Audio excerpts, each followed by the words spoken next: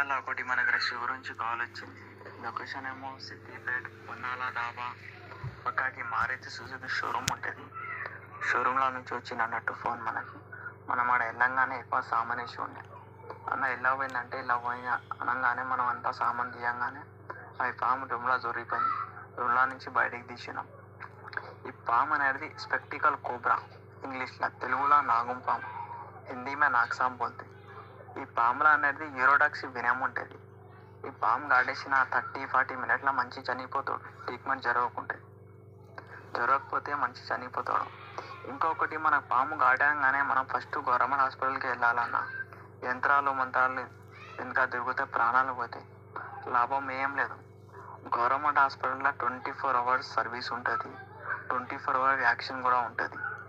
ఇంకొకటి, మన పాము కాటంగానే మనం వీలైతే ఫస్ట్ పాముని ఫోటో తీసుకోవాలి, లేకుంటే పాముల గురించి తెలిసి ఉంటే పాము పేరు గుర్తుపెట్టుకోవాలి. ఇంకొకటి, టైం కూడా ఇంపార్టెంట్ అన్న.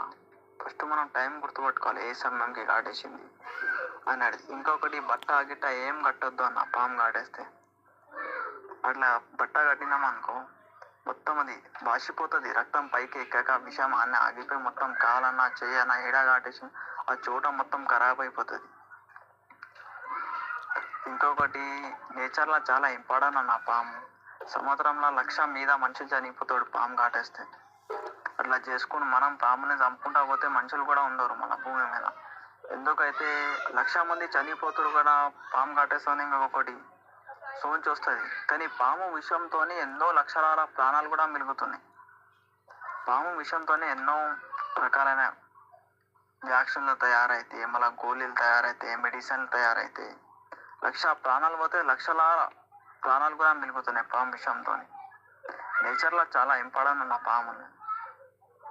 ఎవరైనా మీ చుట్టుపక్కల ఎవరైనా పాము కొట్టేస్తే వాళ్ళకి చెప్పండి, సంజాయించండి. పాము అనేది నేచర్లో చాలా ఇంపార్టెంట్ అన్నట్టు.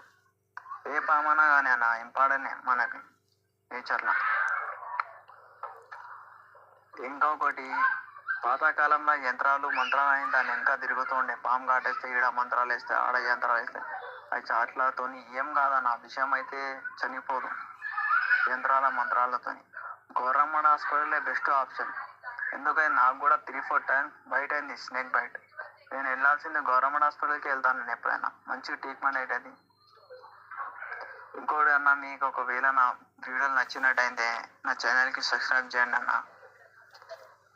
మీ ఫ్యామిలీ ఫ్రెండ్లకు షేర్ చేయండి.